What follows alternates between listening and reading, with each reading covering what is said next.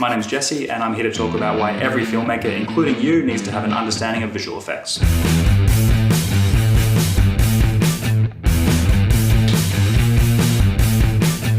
As a filmmaker, I've always tried to have as many tools in my belt as possible, and if you check out my belt here, we've got a few different things. Editing is a massive thing that you have to know as a filmmaker, because unless you can pay someone to edit your film, you might as well do it yourself. But the element of this belt that I'm talking about today is the visual effects. You really have no excuse now not to know visual effects, even just the most basic form of it, because it's such a useful tool. In this day and age, everything's digital, everything's on the computer, so why not just throw in that extra tool in your tool belt? You know, you can play ignorant and say, hey, it's not my job to know this stuff, but honestly, your communication on set is going to be so much better with your DP and your editor, or your visual effects supervisor if you have one. That's the thing. Most of the time on indie projects, you don't have a visual effects supervisor. You should be the VFX supervisor. But your communication is going to be greatly enhanced just because you understand the entire pipeline. You understand the limitations of your footage, what you can and can't do to it. It's so handy to pull out some of this knowledge and use it when I need it, and I don't always use it to wow people. I often just use it to make everything gel a little better together. Now, I'm not talking about knowing 3D effects. I'm not talking about recreating dinosaurs or transformers. I'm talking about simple compositing techniques that you can do in After Effects. How do you make images move on screen in a really simple way with the end game of just helping your movie pop, helping any little video project you have get that little extra level of enhancement. I didn't know about visual effects when I started making short films. I learned how to edit in camera when I had a VHS camcorder as a kid. My dad taught me how to make a man disappear. Wish there was some other explanation for this. Shooting a subject, pressing stop, the person walks out of the shot, press record and they're gone. Do you get what I'm saying? Jesse, stand with the others. O'Brien, children, abracadabra, abracadabra. All three of you now will disappear. Amazing. It's pretty cool, but it was an in-camera technique. And you know, once I started to learn editing software, the next step was just naturally how to take this footage and add stuff to it or change it. If you've got two characters in a frame and the one on the right does a great performance and the one on the left looks at the camera, you might just feel like you're stuck with that take. But you can actually just composite the two very simply with a crop. It sounds like sacrilege. George Lucas got a lot of flack for doing this in Phantom Menace and beyond. Take Panaka, slip him out of sync so he doesn't start to move. So we split him out and start him here. Tweaking footage and swapping out performances from one to another, and people make fun of him for that, but you know what? So does David Fincher. David Fincher constantly uses multiple takes and combines them into one. I think I read that Gone Girl has more visual effects than Avatar, which is crazy, that you don't even notice because he's not trying to wow you with them, he's just trying to enhance the story. People don't laugh at him for doing it, but that's not really fair. I think they're using the tool in different ways, but they both have the same end game, which is to make every frame count, make every pixel count. So that's the kind of effects I'm talking about, how to enhance the footage, how to fix little mistakes, not necessarily blow people's minds with Transformers.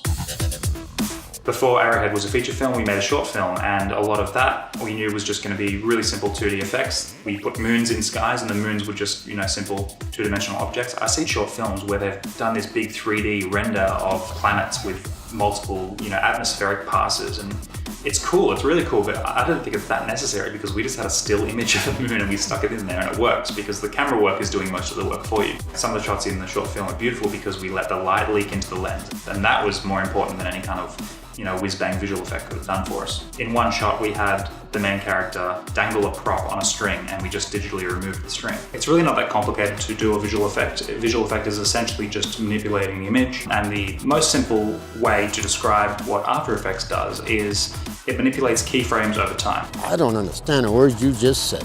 Okay, what's a keyframe? If I move a ball from here to here, the first keyframe is here, the second keyframe is there, and the computer animates in between. It's a very, very simple principle. You just need to tell the computer how much time to take between those two keyframes. Once you get your head around the idea of keyframes, everything else within After Effects, all that other complicated, scary looking stuff, just builds upon those simple principles of keyframes across time. Now, of course, you can do amazing things in After Effects, and you can push it a lot further than I'm talking about. I learned After Effects by visiting videocopilot.net. Now, Andrew Kramer is one of the best online tutors that has helped enhance my skill set. He started out just doing these really entertaining short tutorial videos, and I took it on very quickly because it was just so much fun to listen to and being inspired to implement those new skills into your own films.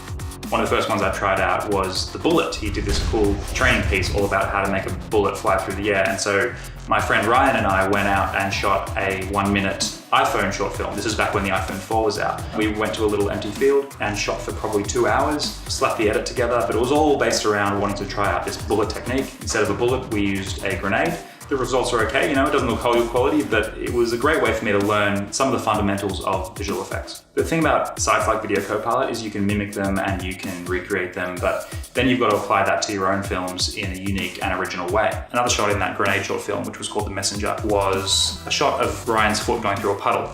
We just filmed a puddle and he ran through it, and I had the idea of just putting some simple warplanes flying in the sky above reflected in the puddle. It was such a simple thing to do. Again, it was an image of 3 planes, and with 2 keyframes, I told the computer to move them from here to here. Another very simple principle to know is blending modes. Blending modes are in Photoshop, they're in Premiere, they're in After Effects, and it just tells the computer how to layer one element on top of another one. So in the case of those planes, I didn't want to just have a solid object moving across a puddle. I wanted to slightly blend and use some of the water, use some of the real footage beneath. So a blending mode sort of makes it see-through, but also makes it react differently in different ways. I just tap through them to see which one works best usually, and most of the time, 9 out of 10 don't work, but one of them works exactly the way you want it to. I wrote Arrowhead with visual effects in mind. Sam Bolch, the cinematographer who shot Arrowhead and also a close friend of mine, he and I edited the film and did 300 of the visual effects shots ourselves. We sat together in a room for 5 months and did all this stuff. Slammed shot after shot after shot, one by one. And the philosophy behind making Arrowhead was that we didn't want to try too much beyond our skill set. So we knew we were good at 2D effects. So basically taking a 2-dimensional object and moving it around the screen. We didn't even do anything as complex as the grenade in Arrowhead. One of the key shots I like to talk about is the shot where one of the characters runs towards the Arrowhead ship as all these escape pods are leaving. The actor, Alicia, runs towards this invisible ship. The ship itself was just an image, it was a 2D image, and then the little objects are basically 2-dimensional objects floating away. We knew that we could get away with it because it was all in silhouette, and we put in a digital tilt up. The camera helps sell visual effects. If you just lock down the camera and it doesn't move, I think psychologically something happens and we realize that this shot is different than the rest, and it's very easy to put a visual effect into a shot if it doesn't move. So if the camera does a slight move, it feels a lot more organic and feels like you've actually shot it. So if you think ahead about how you're going to shoot it, you can plan well in advance, and then you can make the effect feel intentional and feel part of the world rather than something that's supposed to leap out at the audience. It's a bit like when you go see a 3D film. Like 3D kind of bothers me, but if you have to sit down and watch a 3D film, the best kind are the films that make you feel like you're looking into a world. It just makes the movie look more like a window.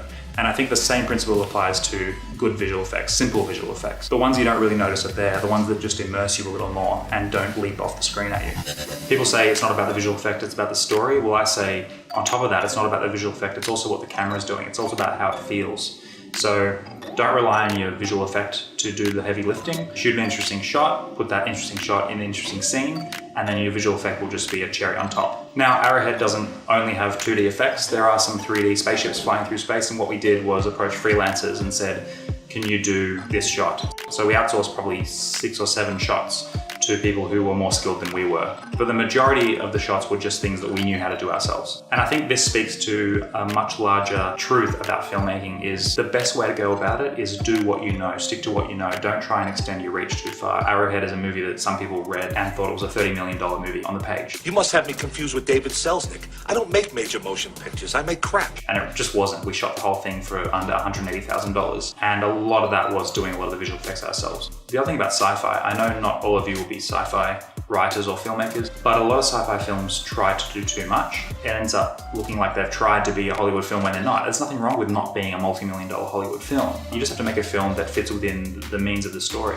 So my advice is learn a bit about visual effects. You don't have to become a visual effects whiz. You don't have to work for Industrial Light and Magic. You don't have to recreate dinosaurs. You just need to upskill a little bit. Do a few tutorials, see how it feels. If you're a director and you're editing some of your own stuff, even if you're not editing, I think it's really useful just to know a little bit more about how to manipulate the footage, how to let some of the mistakes go because you know you can fix them. Fix them in post. Don't you hate when you're on set and someone makes a joke about, oh, let's fix it in post? It's just such an obvious joke I've heard way too many times. All I'm saying is if you're directing a film and you have even the slightest understanding of how that image may be manipulated in post to make it work a little better, you'll feel a lot more comfortable talking to the DP, you'll feel a lot more comfortable talking to the editor because you'll be comfortable knowing how far you can push that footage. I know it's daunting, but I guarantee if you know a little bit about visual effects, if you just play around with them a little bit, you'll be so much more confident about the footage you're getting.